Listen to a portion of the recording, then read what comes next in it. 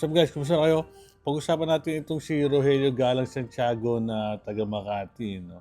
Pakita ko sa inyo kung paano siya naging isang racist na tao. Pero bago yan, panoorin natin itong video nito. Murahin mo at idamay ang pamilya ni Boss MJ para patulan ka. Hoy Kopal, hindi ko kailangan gawin yon. Ang bobo mo naman mag-advise. Oo nga naman. Ba't mo siya sinasabihan na gawin yun, di ba? Murahin at damay ang pamilya ni MG. May kusa yan, hindi nyo na kailangan turuan. Tingnan nyo mamaya, may kusa yan. Tapusin natin to. Kung ikaw kaya pagmumurahin ko, mula ulo hanggang paa, lalaitin ko pagmumukha mo. Mukha ka kang kulto eh. Ang bobo mo pa mag-advise. Ano? Ba't ko kailangan gawin yon? Anong kinalaman nun sa vlog ko? Sikat na ako, hindi ko kailangan ng MJ nyo. Sikat na kami, Buyong the Explorer, F4. Hindi namin kailangan yung exposure galing sa inyo. Di ba? Tuwan-tuwa nga kami na marami kaming basher eh. Di ba? Alam nyo kung bakit? Para kayong mga tanga. Para kayo. Hindi na daw niya kailangan murahin si MG, no? Kasi, kumbaga, feeling niya o sabi niya, sikat na sila. Talaga. Pakinggan pa natin. Mga daga, aray mga tanga. Akala nyo naapektuhan kami sa mga bash-bash nyo? Ha? Nilalamon namin yan, boy. Parang rough road. Parang puy barpol ni Master. Hindi daw siya apektado sa mga pambaba siya. Talaga lang. Diba? Ano? Kaya mo pa? Nakikisali-sali ka rito, mukha ka namang kulto. Pagupit ka muna, ha?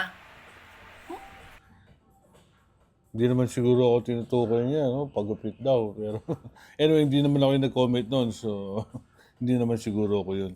Pero siguro galit na galit siya. Wag daw, di ba, bakit niya kailangan imurahin yung pamilya ni MG? Yung nga naman. May point naman siya doon. Hindi niya kailangan gawin yun para sumigat siya.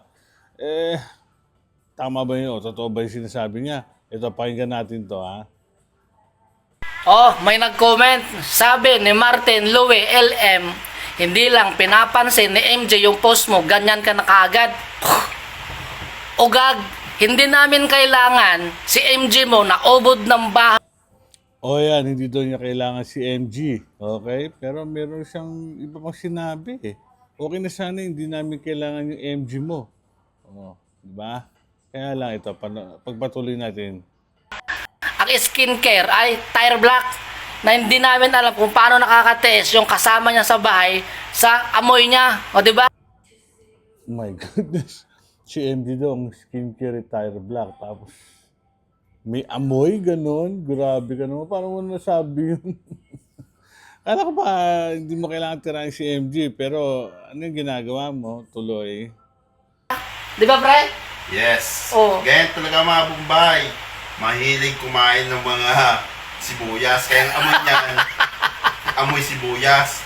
Sabi Ano daw? May kumain sibuyas, amoy sibuyas. Sino? Yung mga Bombay daw. So yung lahi ang pinag-uusapan niya. Yung di racist na to ah.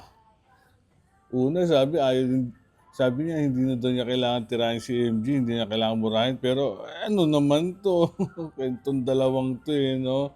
Racist ang no, unang banat, racist agad na pagpatuloy natin. mo doon sa amo nyo, hindi namin kailangan yung Bombay na may putok na yan na hindi naliligo. Ha? Ang alam lang yan, manira. Bombay na putok Bombay na may putok na hindi naliligo. Grabe itong magsalita ulitin natin ang konti. Hindi namin kailangan yung Bombay na may putok na yan na hindi naliligo. Ha? Ang alam lang yan, manira sa kapwa. Master si Yan. Magandang araw sa inyo. Ay, akala ko pa naman sisigundahan niya yung mga sinabi ni Rogelio Galang Santiago na taga Makati at dito ni MG Jr. Wala. Magandang araw sa inyo. Ba't kaya ganun? Hindi niya Hindi niya tinulungan tong mga to. Sabihin mo lang, isasako pa namin kayo lahat-lahat. Pagtulong-tulong pa kayo mga daga. Hmm? Wow. Oh, may... Di ba? Hindi sila tinulungan. Ano yun, nag-play safe o nag-iwas pusoy si Alex Pabella. Bakit? Alam niya, pag tinira niya si MJ, may kalalagyan siya. Tulad na nangyari kay Norman. Ganyan din si Norman nun. Tinira yung ni MJ, yung lahi niya, yung pinanggalian niya, bansang pinanggalian niya, mga tao sa bansang yon. Asa na ngayon? Asa na ngayon si Norman? Rogelio Galang Santiago na taga Makati at ikaw, MJ Jr. Tingnan niyo naman, hindi kayo tinulungan ng amo niyo, hindi kayo, di ba, hindi kayo sinugundahan. O paano yan pag nagka-problema kayo? Paano yan pag niyari kayo ni MJ? Tulungan ba kayo niyan? Good luck na lang sa inyo. Mga racist kayo. Ano yan, wala na kayong ibang matira. Una si Bungo, tapos si Erwin the Kings, hindi na kayo nakontento. Ngayon, pati si MJ. Ay, nako. Good luck na lang, ha? Sige.